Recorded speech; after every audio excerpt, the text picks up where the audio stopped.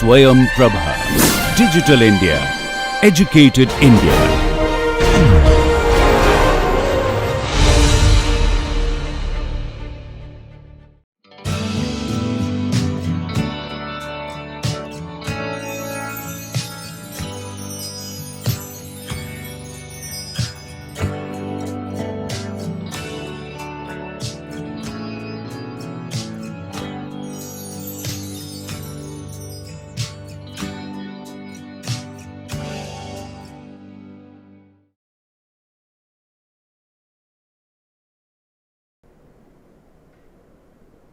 Welcome all of you to this mock course on fluid mechanics. Today we will have a very interesting topic, that is what Bernoulli's equations. As of now, if you know it, very initially I discussed about Newton's laws of viscosities. Then we discussed about Reynolds transport theorem. The Bernoulli's equations, another contributions by Bernoulli is used in different fluid flow problems. In a short, I can tell you that these equations helps us to solve many fluid flow problems by considering energy conservations or a linear momentum equations. So, and this is very easy equations in terms to incorporate between the energy losses observed from the experimental data to analytical framework. So, that is the reasons these equations mostly used for fluid flow problems, because these equations looks as energy conservation equations, also it looks like the linear momentum equations along streamlines. Let us have a discussions today on these equations, Bernoulli's equations. I have prepared these lectures in very interesting way. Let us look at these lectures in very positive way to understand what is the Bernoulli's equations. As I know, at the class 11th or 12th level, you know what is Bernoulli's equations, but many of the times you do not know when you apply the Bernoulli's equations, what are the assumptions behind that. Is it an energy conservation equation or a linear momentum equations? That questions also poses us whenever we apply this energy conservation equation, because always we need to solve the pressure field and the velocity field. That is what I discussed earlier. Whenever we talk about fluid mechanics, we talk about two fields are important for us for incompressible flow, that is our pressure field and the velocity field. But how we can simplify these two fields using these Bernoulli's equations, that is the strength of the Bernoulli's equations, and that is the reason these equations are extensively used to solve the fluid flow problems. Not only that, as you know, we have now the fluid mechanics solvers like computational fluid dynamics. The lot of things has improved in fluid mechanics in terms of computational fluid dynamics, in terms of experiments, but whoever the fluid mechanics specialist, he first look at two conservation principles. One is mass conservation, second he uses the Bernoulli's equation to verify the results either from experimental or from the results obtained from computational fluid dynamics. So, that is the reasons even if we have a today very advanced tool with us, but these equations really have a lot of applications for us to check their results, are they correct or not. So, with these brief introductions, let I go to the today contents of the lectures. We will start with applications, because as I know, you know what is Bernoulli's equations, what is the terms in the Bernoulli's equations. I will start with the applications, then I will go for Bernoulli experiment, That's what is we did in fluid mechanics lab in IIT Guwahati. Then I will come to theoretical derivations of Bernoulli's equations. That's the part what we will cover it, and we will have theoretical derivations of Bernoulli's equations, and then what will follow it, again I will come back to explaining these Bernoulli's equations using virtual fluid ball concept. And then you can easily visualize the fluid flow problems, and we will solve some of the simple example problems using Bernoulli's equations. At the last, I will talk about the sense of balance what we have in the human body, okay, and we will have a summary. So, I will start from applications, then go for experiment, then the derivations of Bernoulli's equations, and then I will talk about the virtual fluid ball concept what I introduced for you, and some two examples will just demonstrate it how we can use the Bernoulli's equations with mass conservation equations. Then I will talk about sense of the balance and the summary. Let us look it very interestingly. Okay. I can say it, the contributions of Daniel Bernoulli, we cannot deny it. Way he realized these simple formulations of Bernoulli's equations help us to modernize all this chemical industry by designing the pipe networks. He also helped to visualize the how we can get it the lifting force from the any airfoils or as a part of the air wing. So, his contributions in terms of chemical industry or the green industrial revolutions, we can really acknowledge his contributions in terms of these, not only these equations, also other components. Those are interested, I can just encourage you, please visit Wikipedia of Daniel Bernoulli and his contributions. Let us start with the Wikipedia's informations. What is available is that initially the Euler and the Bernoulli, they wanted to know between the relationship between the speed at which blood flows and its pressure. So, if you look at the Euler and Bernoulli, both they try to look at what could be the relationship between the speed at which blood flows, that means velocity, and its pressure. That is what is very important when you want to find out the disease. Okay. The symptoms of a disease we look at from the blood pressures or we look at the blood flow.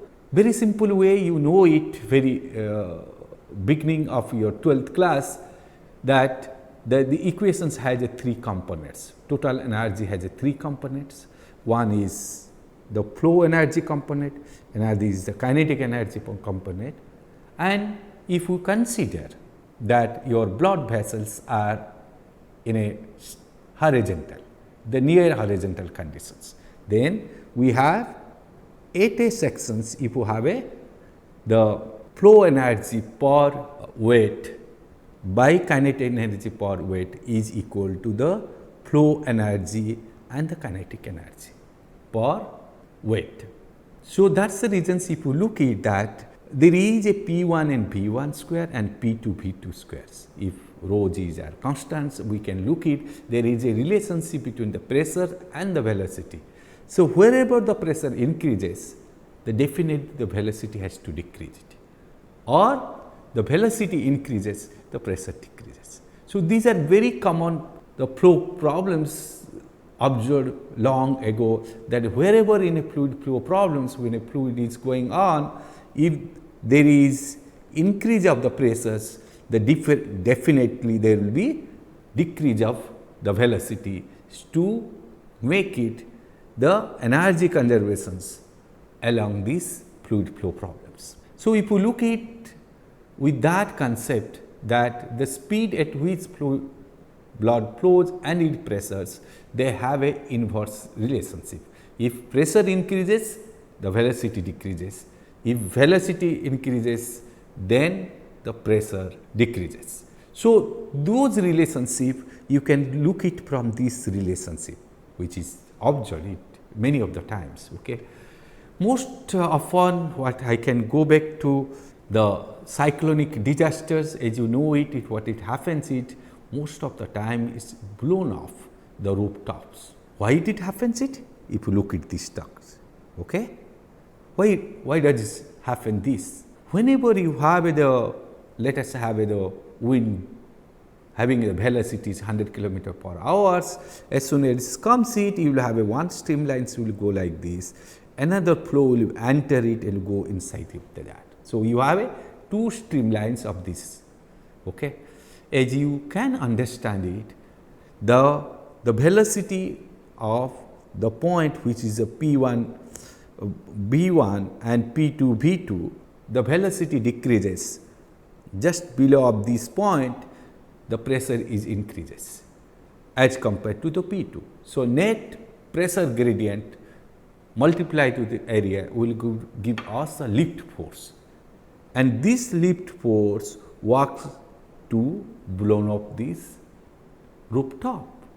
So, if you look at this process, that how a rooftop is blown off during the cyclonic storms, you can understand it. So, most of the times what people they do they close the window and doors such a way that there will be no the velocity reduction or the high pressure zone formations inside the house. If is that the conditions prevails, then there will be no blown off the rooftops. So, if you look at this way, whenever we design a house near a coastal belt, then we should take care of the wind directions, we should take care of to know what is the wind velocity is coming in. Similar way, if you look at we take advantage of the change of the pressures and the velocity gradient. As you know that as the flow is going like this over a aerofoil which is representing a part of section of the wing of an aircraft. So, what it indicates that there is the reductions of the velocity in the lower part. Because of that there will be the pressure increase. As compared to that, your P1 V1 will be the lesser. So, V2 will be lesser than V1, the pressures will be greater than P1. So, because of that there will be a net force which is going to work it upward directions. That is what uplift force what is acts. So, one way we use the uplift force for lifting an aircraft, another way it is a disaster for us whenever you have the velocity reductions, increase of the pressure inside a house and you have a cyclonic storms is going on.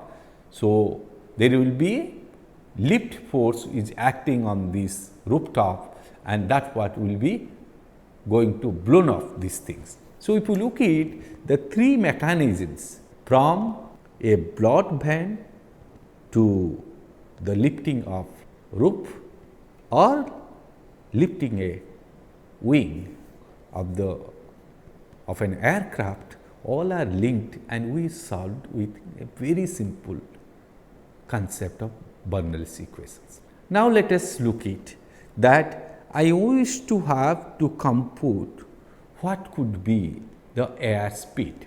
Okay. So, that means I can draw a streamlines which hitting in this. Okay. So, this is what the streamline hitting over this, and if apply the streamlines because it is nearly horizontals, I can apply this again the Bernoulliâ equations at 2 point, point 1 and point 2, and if I have a point 1 and the point 2 where I can measure the pressures, which is the point which is called stagnation point, the point where the velocity becomes 0.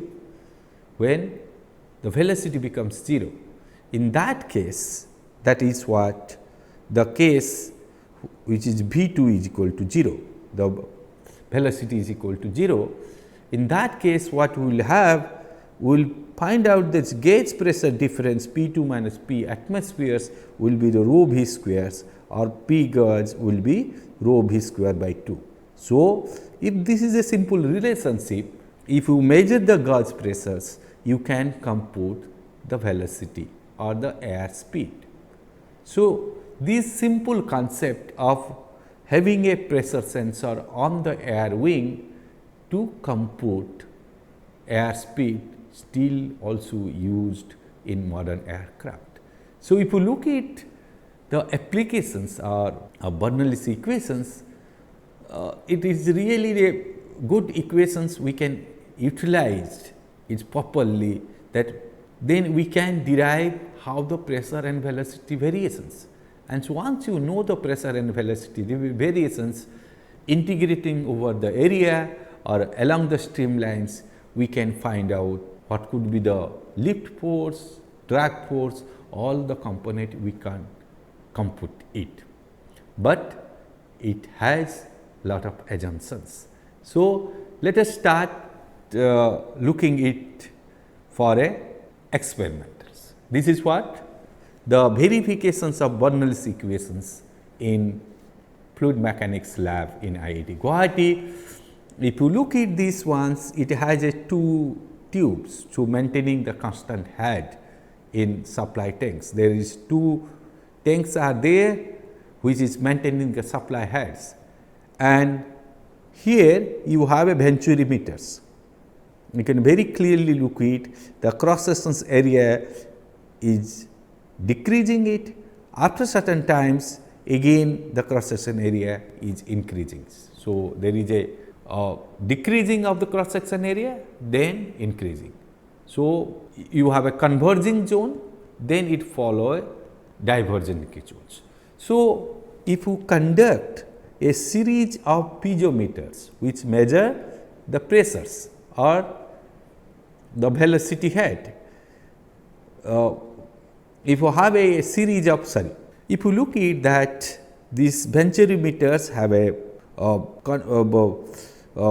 converging zones and the diverging zones, and there are a series of the piezometers are there, we can measure the pressure head. And as we know, for a particular discharge, constant discharge, we can have a 11 piezometers locations where the radius are the different, area of the flow is different, and the velocity will be the different. That is what. So, discharge is the same, since the area of the flow is varies. So, you have the increase of the velocity and the decrease of velocity. So, you can look at we have the high velocity zone where we have less cross section area. This is very simple things. The discharge is equal to area into velocity. If area decreases, velocity increases. That is what part we got it. And we measure the velocity head. Compute the velocity head, we have the pressure head. Equating these, if you look at more or less the total head is the same. That means, we have verified it that the total head along a streamline when going through a venturimeters, it are the same value. There will be slight bit difference will be there, which will be there is energy loss phenomenon is happening it, but we can consider it that this is more or less constant value. The total head, the pressure head and the velocity head is a constant, because this is a constant the nearly horizontal flow systems. So, this way we can verify the Bernoulli's equations with these apparatus. Now, let us come to the derivations of Bernoulli's equations, which was derived by the Eulers long back in 1755, the complete derivations of Bernoulli's equations, which is very complicated forms, but very simple way. If I am to derive the Bernoulli's equations, which gives as a relationship between the pressure, velocity, elevations in a frictionless flow, which is very idealized conditions. That means there is no shear stress component. Okay? There is no shear stress component. We are assuming it that I have a simple streamline is going on, and along this streamline this flow is happening it, and these control volumes representing me a stream tube. So, if this is my control volume, I am trying to apply basic mass conservation equations and linear momentum equations. Here, what are the forces acting it? One is weight, and there is a pressure difference between these two places. The P is varies from this point to this. Here is P, here P plus dP, and there is a variations of velocity V to V plus dV, and area is also increases along the streamlines A plus dA. So, we have a functional relationship of pressures, the velocity, density and area which are changing along the streamlines, and the streamlines are noted here as a S. The directional components what we have given as a S component. Now, let us have the flow classifications or the simplifications that in this case we have considered one dimensional, steady, incompressible or compressible, that what we will discuss just a bit here. We have a stream tube fixed control volume. Okay. So, basically as I told earlier, we have considering a stream tube concept. Okay. That means, for a steady flow we have a series of the streamlines are there defining their space along the stream tube. The advantage of the stream tube is that there is no flow across this stream tube, because that is what the definitions of the streamlines. There will be no flow component to normal to this part, because all the flow component will be tangential to this part. So, there is no velocity gradient the perpendicular to that. Because of that, we do not have any flow pass through perpendicular to this surface. The flow comes from these directions and goes from these. The mass inflow comes from these directions and goes from these directions. Similar way, the momentum flux coming into this surface, going out from this surface. So, now the problems are easy as we have considered the stream tube as a control volume. Please try to look at what we have considered is that the stream tube is a control volume. Because of that, we have a over this surface, we do not have a mass influx coming into this control volume, as well as there is no momentum flux coming into this control volume through this surface.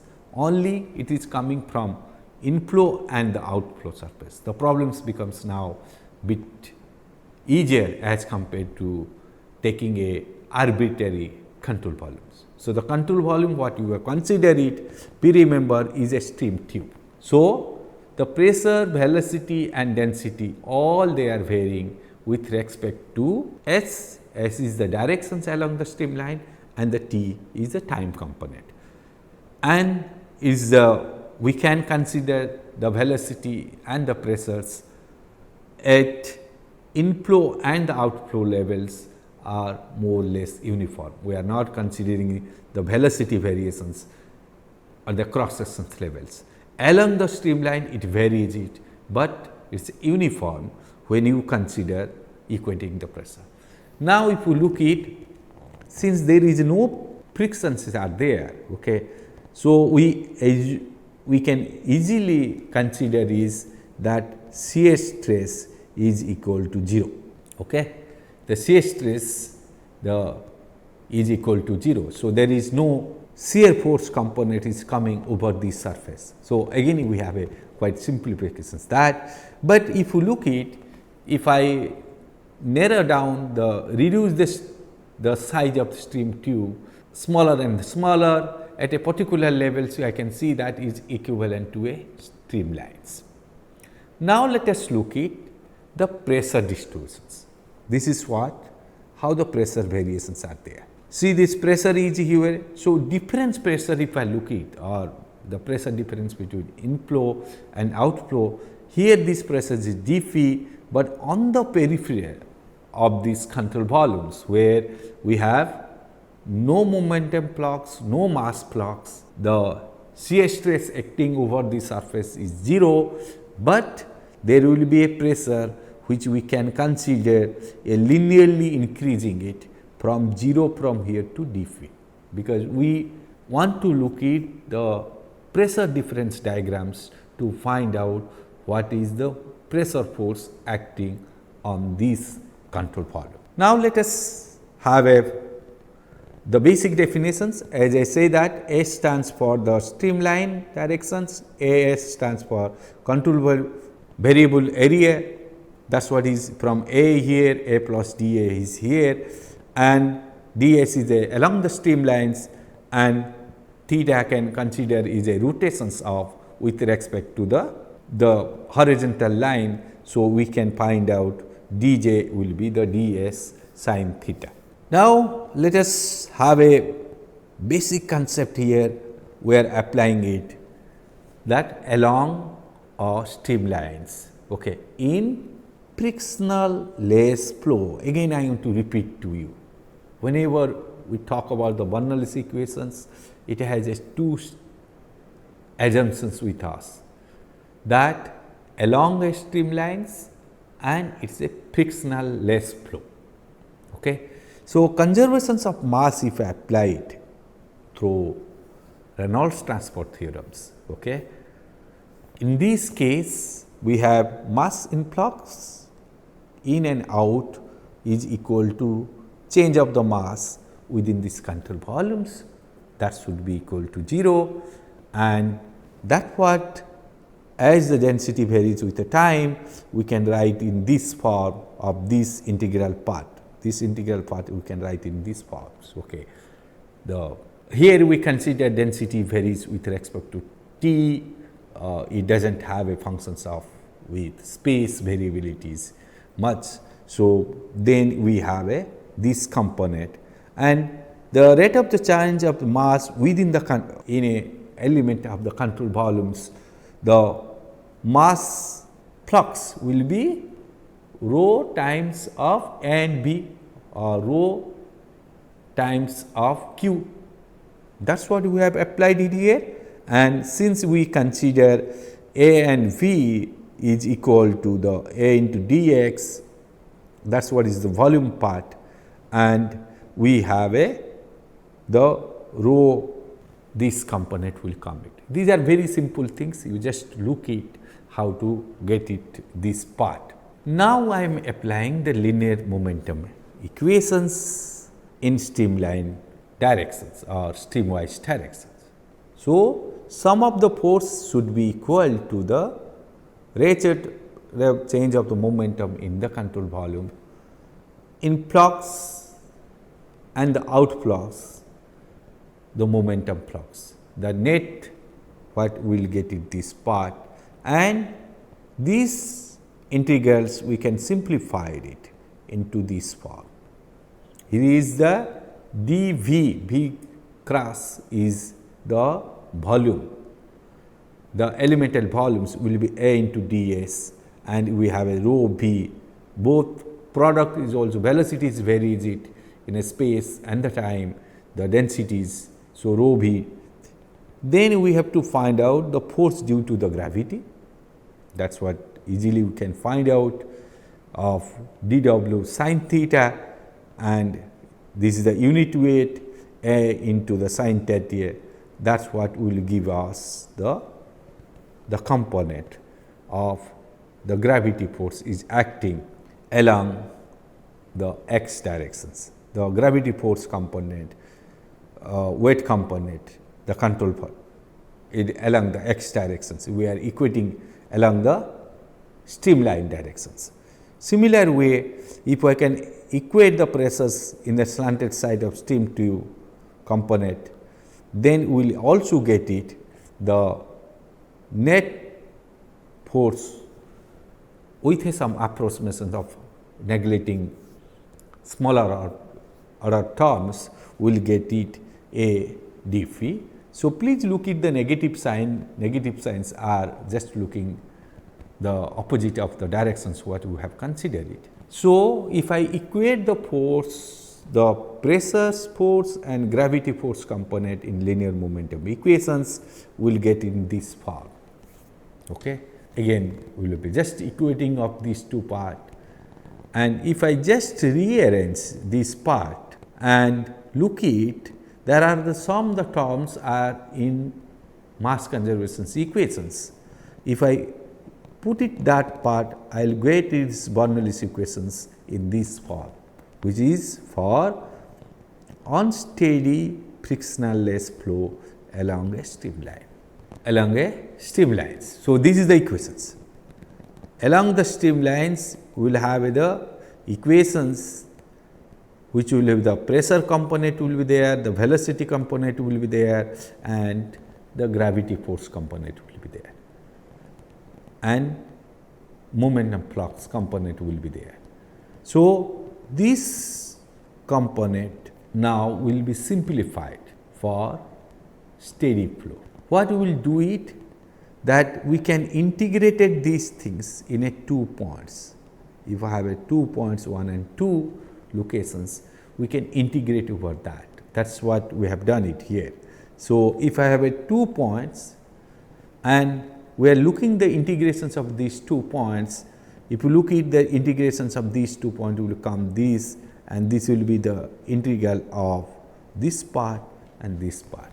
Now, this equation still has the integral for the pressure components and also the local velocity components along the streamline directions. So, we need to have again further assumptions to make it the standard form of Bernoulli's equations what you know. See what we can have if have a steady incompressible flow, if I simplify it that way. So, as soon as you consider it a steady incompressible flow, this component becomes 0. So, any time derivative components becomes 0, partial derivative components becomes 0, that is there. And when it is incompressibles, that means the rho is a constant quantity. So, it will go out from these integrations. Only we have a rho delta p to integrate it. So, this integrations is much easier now for the case where you have steady incompressible flow. So, if I apply this to the 2 points, that means I will be P 2 minus P 1 rho half V 2 1 V 1 square Z 1 Z 2. Just rearrange this, I will have this form. So, I am just rearranging the terms which is a constant along a streamlines is one part. What is this? This is the flow energy per weight. I will explain it. What is that flow energy? This is the kinetic energy per weight. This is the potential energy per weight. So, there is a 3 energy component at a section 1. That is what is called total energy. It has a 3 component. One is a flow energy, in one is due to the pressures, kinetic energy due to the velocities, and the potential energy because of the positions, the Z 1, the height from the datums, Z 1 height. Similar way, if you look at this part, what you are showing that? Again the total energy, one is the flow energy because of the pressures, the kinetic energy because of the velocities field, and you have a potential energy because of this.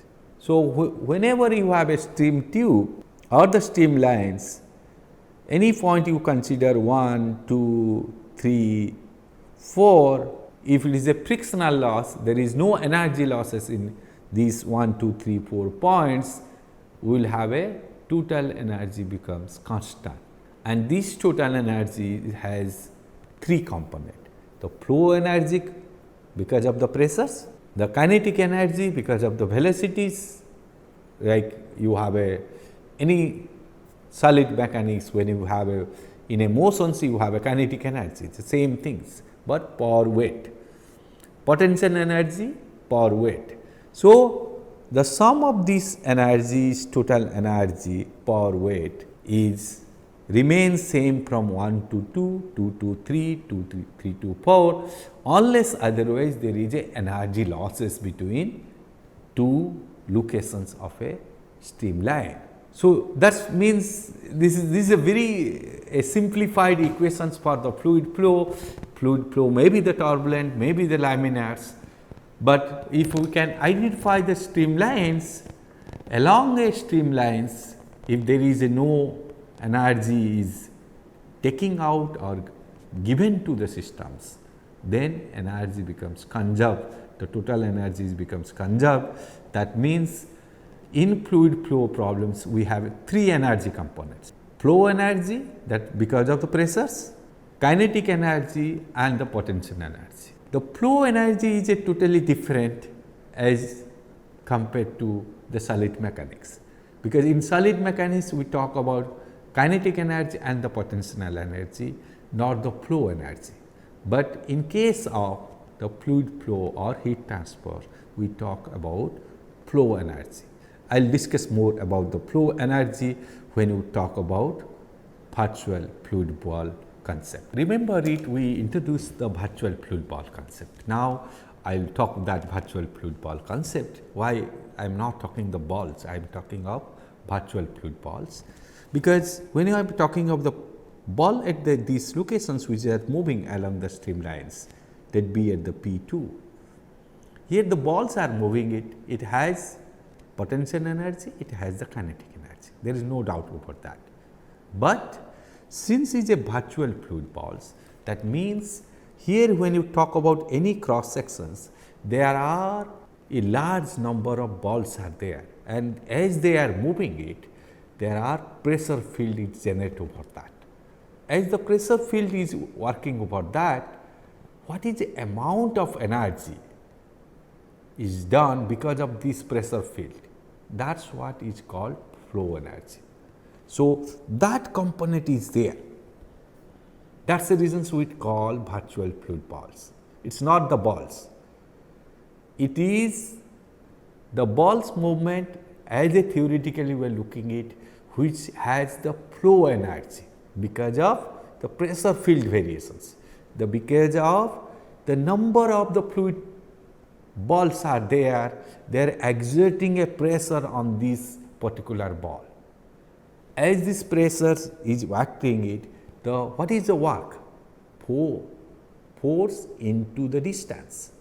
That means pressure into the area, force into distance. That is what the a volume of the translations, P into V by weight mg, that is what is the P rho g h. If you look at this part, the conceptually we try to understand it because of the pressures, and if I have an area of the ball of A and this is doing a work done, force into distance is theoretical delta x, the amount of energy to do this work will be the flow energy.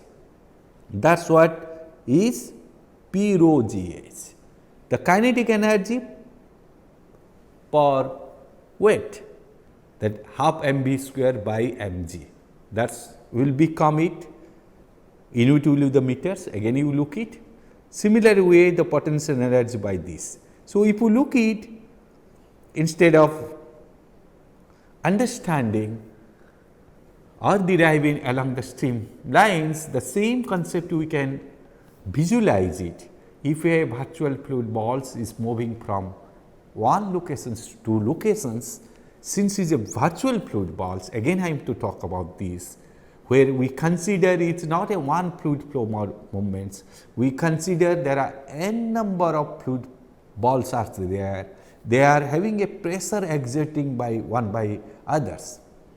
Because of that, there will be a flow energy which we quantify into pressure into area into delta x. That is what by mg, that weight of the fluid, that is what will give us of this. So, we can say it, any fluid balls, if you consider it, the flow energy per weight, the kinetic energy per weight and the potential energy per weight, that is what is constant.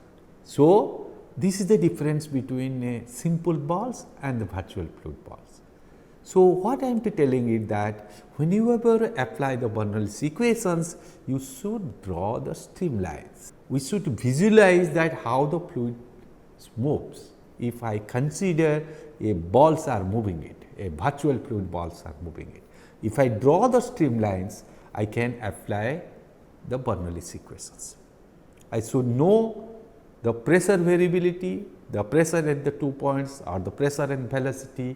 If I know any of them, then I can solve the problems. That is the idea. Let us have a very quick, what are the limitations of Bernoulli's equations? Bernoulli's equations can be applied for unsteady flow, but the simplified derivations what you use it, those are for steady flow. That means there is no time component is there. And if we remember it, this equation is most frequently used, also misused equations. Okay. There is two solutions are available for us. I can say it is one mass conservations and energy conservations. Any applications of Bernoulli's equations are it is too easy, people do so often, it is misused.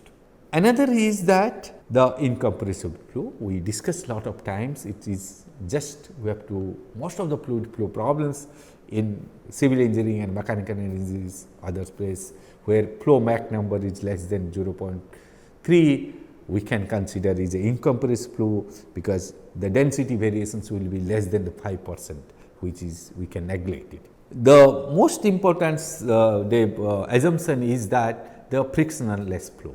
That means it cannot be applied near to the solid, because as you know it, whenever the fluid goes through near the solid, if there is a solid a fixed surface, there will be the velocity gradient, there will be the shear stress acting on that. Viscous effect will come to pictures. So, those reasons we cannot apply it. Similarly way, the mixing zones also we cannot apply it. There is no shaft work because of presence of either pumping, that means is getting extra energy from the outsides, or the turbine taking energy from this, or pump or the other machineries. So, where we cannot apply it, but I will tell it later on that we can use this also in applying the Bernoulli's equations. That is what the advantage of Bernoulli's equations, because we can easily incorporate the energy loss or energy gain in the Bernoulli's equations as compared to the other equations what is available to us. So, that is the reasons Bernoulli's equations has a lot of advantages. That is what is the light. If you look at this wind tunnel test, if we are doing it, we know very well there are the wall in both sides, this is the model, and this wall and model side there will be viscosity effects. So, we cannot apply the Bernoulli's equations in these regions, only we can apply the Bernoulli's equations the regions where the value is written. So, whenever you apply the Bernoulli's equations, you have to first look at whether the frictional effect is significant or not significant, and it is applied along a streamlines. That means, before applying that we should draw a streamlines, then we apply the Bernoulli's equations at the 2 points, or you should justify the flow is irrotational. That's okay. That means flow is not a rotational. there is no vorticity, then constant is same for all the streams. But I encourage you to draw the streamlines and apply Bernoulli's equations. Without sketching the streamlines, you apply the Bernoulli's equation, it shows that you don't have a confidence or don't have an understanding how you use the Bernoulli's equations. Because sketching of the fluid flow problems, any fluid flow velocity diagram, pressure diagrams, it indicates that what knowledge we have. So, considering that part, I encourage you to, whenever you have a fluid mechanics problems, first let you sketch the streamlines, find out what are the pressures, what are the velocity at different point, what is the height from a datums, all you know it, then equate it, then you solve the problems. Okay.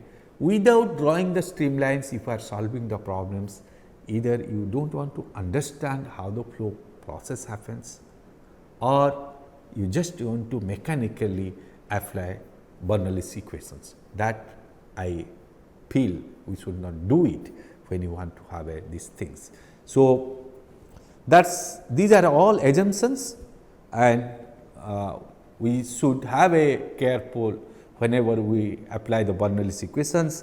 And here if you have the wind tunnels, okay, you can see that the regions, the control volumes where you have the pumps is the fans are routing it, that's regions you cannot have. It's valid from one side to others, but your constant new constant will come it, the constant value will change because of additional energy we are putting through these fan systems.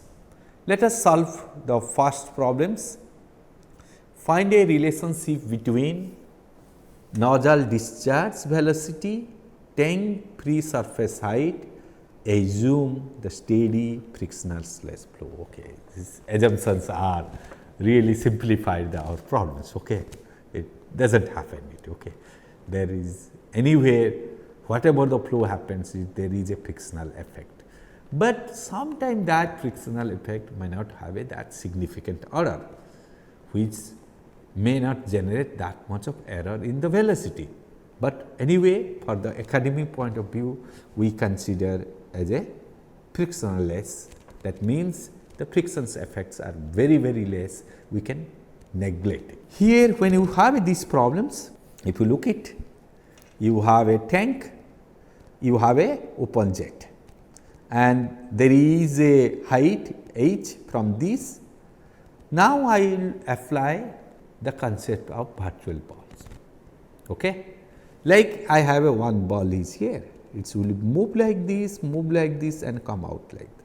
There will be another ball will come like this, there is another ball will come like this. So, all these yellow lines whatever is given is there the path, representative path of virtual balls.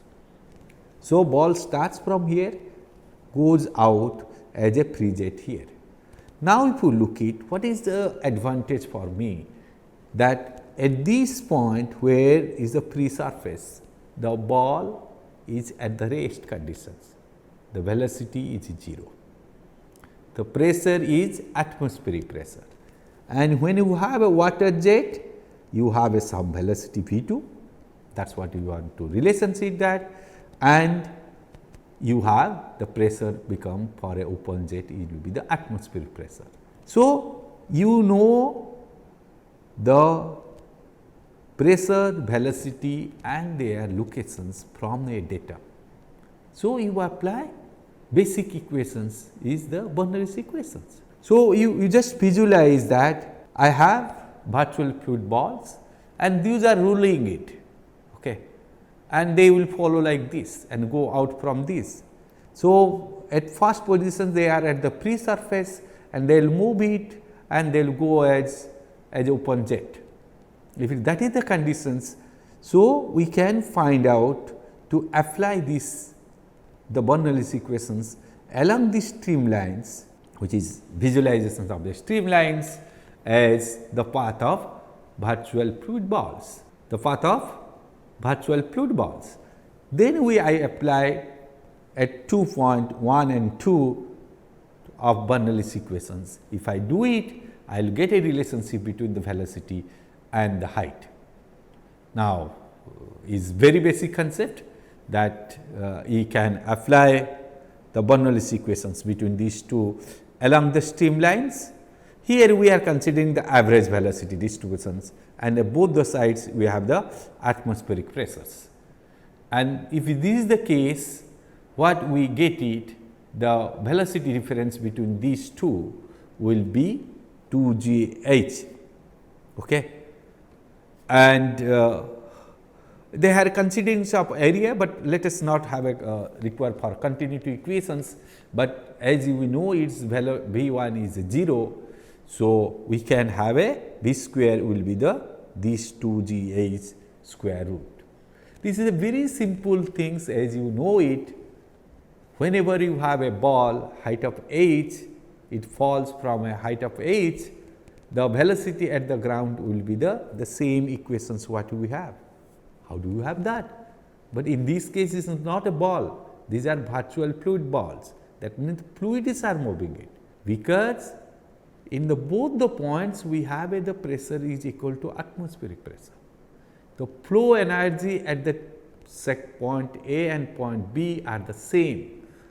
Because of that, it looks like that is virtual fluid balls are the balls only, the solid balls are only.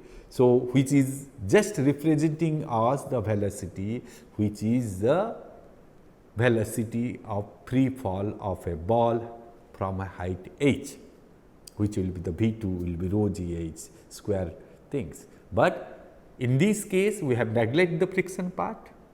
We have considered the jet, the open jet will have atmospheric pressure, the jet will not have a pressure difference, and because of there is no pressure difference between section and section 2, the flow energies becomes 0, becomes the same, and the velocity is only have the V1 is equal to 0. So, we get it these equations. But in case of real case of the nozzle case, we do not have the flow theoretically, it will not be non-uniform, will not be one dimensional. In that case, we have introduce a coefficient of the discharge, CD value, which values from 0.6 to 1.0. So, theoretically there is no energy losses, but whenever you have a fluid flow and there will be energy losses and there is a change of the flow areas, all if you consider it, your CD value will comes out the coefficient of discharge, which is a correction factor, because we have not considered the energy losses, not consider the change of uniform pressure distributions and the flow velocity, all what contributed, there is the CD will be there, which will be the coefficient of discharge, which vary from 0.6 to 1, and one case is the theoretical case, which does not happen it. Okay. The theoretically we cannot have a no frictional surface. Okay. There is theoretically it is a bed, but really there any surface if you consider it, you will have some energy losses. The velocity distributions cannot be uniform at these points. You will have a non-uniform pressure distribution, velocity distributions. That is what we will have a CD value will vary from 0.6 to 1 to compute average velocity. Now, let me tell that again putting this Bernoulli's equations, you know it, the basically when you apply along the constant lines, you will have a 3 energies, the flow energy, kinetic energy and potential energy per weight, and that is what is representing this in terms of meters. Each one terms will be the meter unit, and you should have the basic assumption is a steady flow, incompressible flow, frictional-less flow. Okay. Low shaft work, no heat transfers. Okay. With this, let us I conclude these lectures. The next class again we will discuss about Bernoulli's equations.